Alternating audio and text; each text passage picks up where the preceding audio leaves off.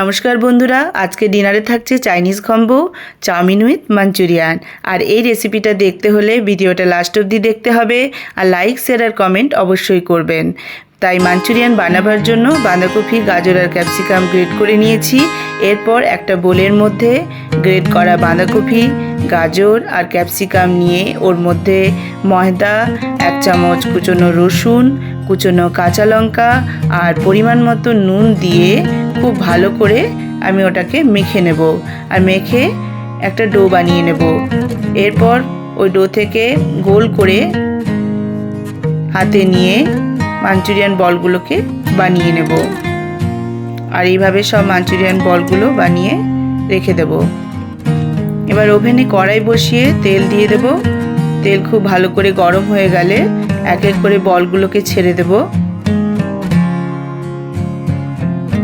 এবার এপিট ওপিট করে উল্টে গোল্ডেন ব্রাউন করে বলগুলো ভেজে নেব ভালো করে।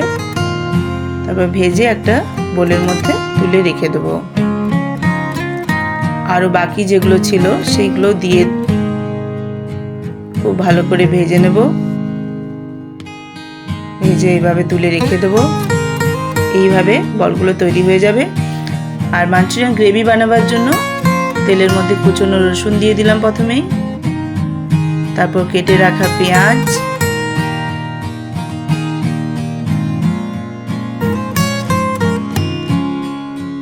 যে গ্রেট করে রাখা বাঁধাকপি, গাজর আর ক্যাপসিকামটা ছিল ওটা দিয়ে দিয়েছি ওর মধ্যে। খুব ভালো করে নেড়ে নেব।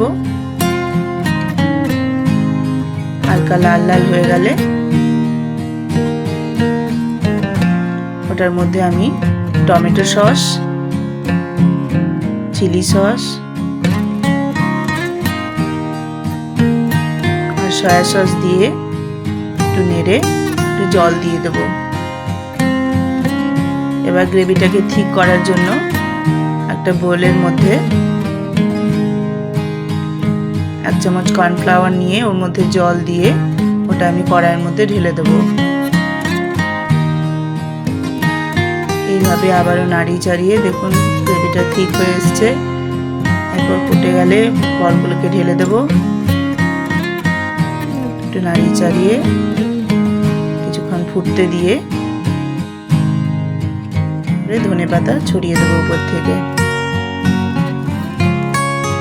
আর এইভাবে মাঞ্চুরিয়ান রেডি হয়ে যাবে।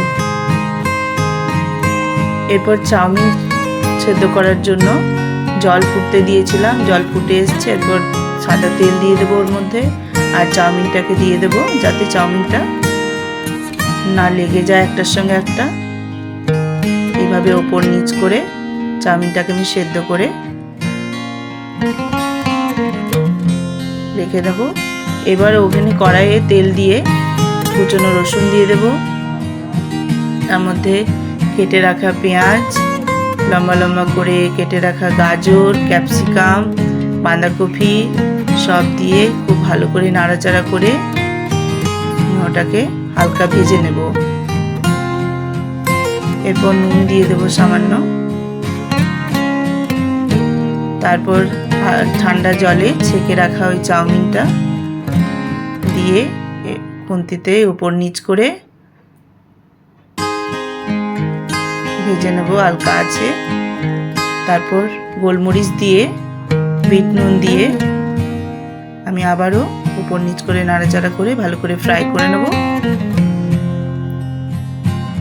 আর এইভাবে চাউমিনটা রেডি হয়ে যাবে। আর এবার একটা প্লেটের মধ্যে চাউমিনের সঙ্গে মাঞ্চুরিয়ান দিয়ে সার্ভ করুন, খেতে খুবই ভালো লাগবে।